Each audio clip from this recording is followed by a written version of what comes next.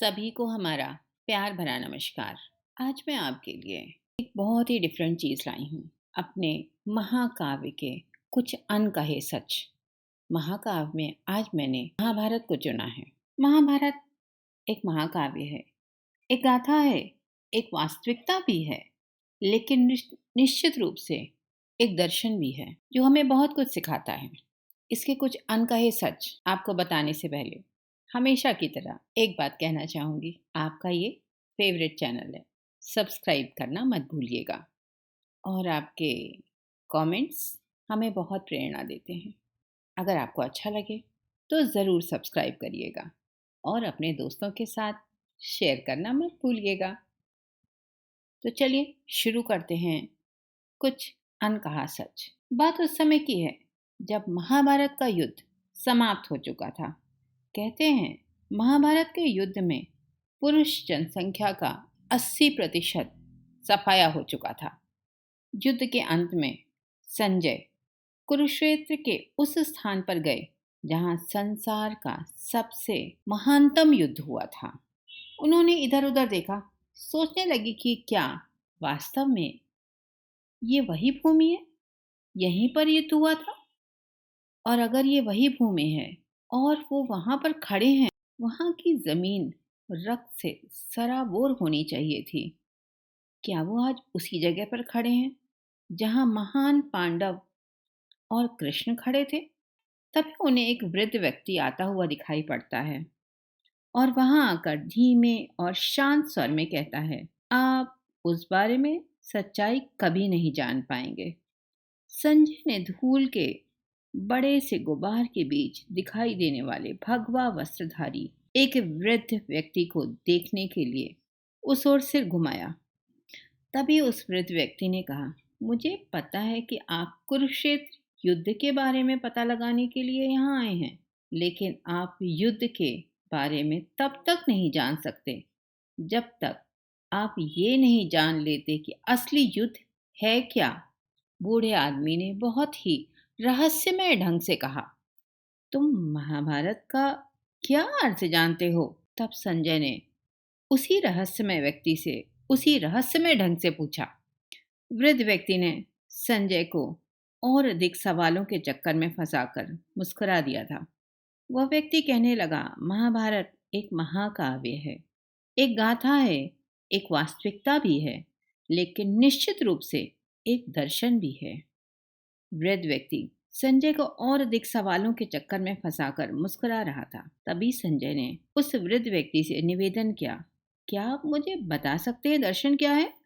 उस वृद्ध व्यक्ति ने कहा, अवश्य जानता हूँ। बूढ़े आदमी ने कहना शुरू किया, पांडव, कुछ और नहीं बल्कि आपकी 5 इंद्रियां हैं, दृष्टि, गंध, स्वाद, स्पर्श और श्रवण। और क्या आप जानते हैं कि कौरव कौन है? उसने अपनी आंखें थोड़ी संकीर्ण करते हुए पूछा। कौरव ऐसे 100 तरह के विकार हैं जो आपकी इंद्रियों पर प्रतिदिन हमला करते हैं, लेकिन आप उनसे लड़ सकते हैं और जीत भी सकते हैं। पर क्या आप जानते हैं कैसे? संजय ने फिर से नामे सिर हिला दिया। जब कृष्ण आपके रथ की सवारी करते हैं, यह कहकर वृद्ध व्यक्ति बड़े प्यार से मुस्कुराया और संजय अंतर्दृष्टि खुलने पर जो नवीन रत्न प्राप्त हुआ उस पर विचार करने लगे। कृष्ण आपकी आंतरिक आवाज हैं, कृष्ण आपकी आत्मा है, कृष्ण आपका मार्गदर्शन है, और यदि अपने जीवन को उनके हाथों में सौंप देते हैं तो आपको फिर चिंता करने की कोई आवश्यकता ही नहीं होती। वृद्ध आदमी ने बड़े विश्वास के साथ कहा। संजय अब तक लगभग चेतन अवस्था में पहुंच गए थे, लेकिन जल्दी से एक और सवाल लेकर आए। फिर कौरवों की तरफ से द्रोणाचार्य और भीष्म क्यों लड़ रहे थे? वृद्ध व्यक्ति ने कहा, भीष्म हमारे अहंकार का प्रतीक है, अश्वत्थामा हमारी वासनाएं और इच्छाएं हैं जो जल्दी नहीं मरती, दुर्योधन हमारी सांसारिक वासनाओं इच्छाओं का प्रतीक है, और द्रोणाचार्य हमारे संस्कार हैं, द्रुपद वैराग्य के प्रतीक हैं, अर्जुन मेरी आत्मा है मैं ही अर्जुन हूँ और स्वयं नियंत्रित भी हूँ। कृष्ण हमारे परमात्मा हैं। 5 पांडव, 5 नीचे वाले चक्र भी हैं, मूलाधार से विशुद्ध चक्र तक। द्रौपदी कुंडलिनी शक्ति है, वह जागृत शक्ति है, जिसके 5 पति 5 चक्र हैं। ओम शब्द ही कृष्ण का पांचजन्य शंखनाद है, जो मुझ में और आप में आत्मा का ढांढस बंधाता है कि चिंता मत कर, मैं तेरे साथ हूं ना। अपनी बुराइयों पर विजय पा, अपने निम्न विचारों को, निम्न इच्छाओं को, सांसारिक इच्छाओं को, अपनी आंतरिक शत्रुओं को यानी कौरवों से लड़ाई कर, अर्थात अपनी मटेरियलिस्टिक वासनाओं का त्याग कर और चैतन्य पाठ पर आरूढ़ हो जा। विकार रूपी कौरव अधर्मी एवं दुष्ट प्रकृति के हैं। श्री कृष्ण के साथ होते ही 72,000 नाड़ियों में भगवान की चैतन्य शक्ति भर जाती है और हमें पता चल जाता है कि मैं चैतन्यता, आत्मा, जागृति हूँ। मैं अन्न से बना शरीर नहीं हूँ। इसलिए उठो, जागो और अपने आप को, अपनी आत्मा को, अपने स्वयं सच को जानो, भगवान को पाओ। यही भगवत प्राप्ति या आत्म साक्षात्कार है। ये शरीर तो धर्म क्षेत्र, कुरुक्षेत्र, धृतराष्ट्र, अज्ञान से अंधा हुआ मन है। अर्जुन आप हो, संजय आपके आध्यात्मिक गुरु हैं। और कहा, जैसे जैसे आप बड़े होते हैं, अपने बड़ों के प्रति आपकी धारणा बदल जाती है। जिन बुजुर्गों के बारे में आपने सोचा था कि आपके बढ़ते वर्षों में वे संपूर्ण थे, अब आपको लगता है कि वे कभी परिपूर्ण थे ही नहीं, उनमें भी दोष थे। और एक दिन आपको यह तय करना होगा कि उनका व्यवहार आपके लिए अच्छा है या बुरा।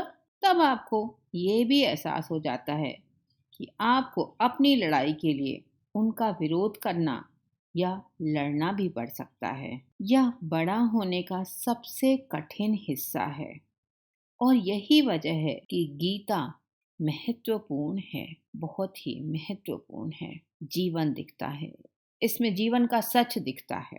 संजय वहीं धरती पर बैठ जाते हैं, इसलिए नहीं कि वे थक गए हैं, बल्कि इसलिए कि वह जो समझ लेकर यहाँ आए थे वह एक एक कर धाराशाही हो रही थी। लेकिन फिर भी उस वृद्ध व्यक्ति ने लगभग फुसफुसाते हुए एक और प्रश्न पूछ ही लिया। तब कर्ण के बारे में आपका क्या कहना है? आहा, वृद्ध ने कहा, आपने अंत के लिए सबसे अच्छा प्रश्न बचा कर रखा हुआ था। कर्ण आपकी इंद्रियों का भाई है, वह इच्छा है, वह शारीरिक सुख के प्रति आपके राग का प्रतीक है। वह आपका ही एक हिस्सा है, लेकिन वह अपने प्रति अन्याय महसूस करता है और आपके विरोधी विकारों के साथ खड़ा दिखता है और हर समय विकारों के विचारों के साथ खड़े रहने के लिए कोई ना कोई कारण ढूंढ ही लेता है। क्या आपकी इच्छा आपको विकारों के वशीभूत होकर उनमें बह जाने या अपनाने के लिए प्रेरित नहीं करती? वृद्ध ने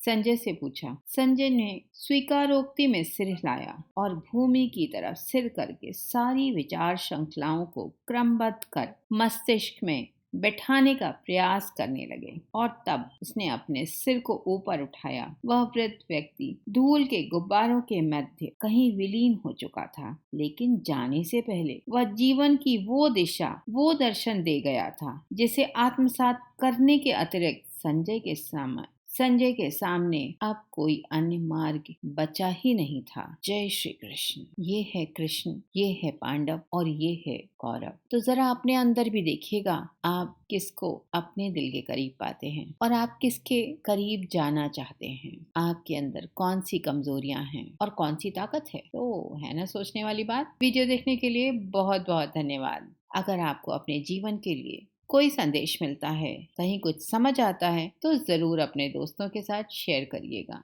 ज्ञान बांटने से ही बढ़ता है। और सब्सक्राइब करना बिल्कुल मत भूलिएगा। आपके कमेंट्स का हमेशा की तरह हमें बहुत इंतजार रहता है। Thank you so much.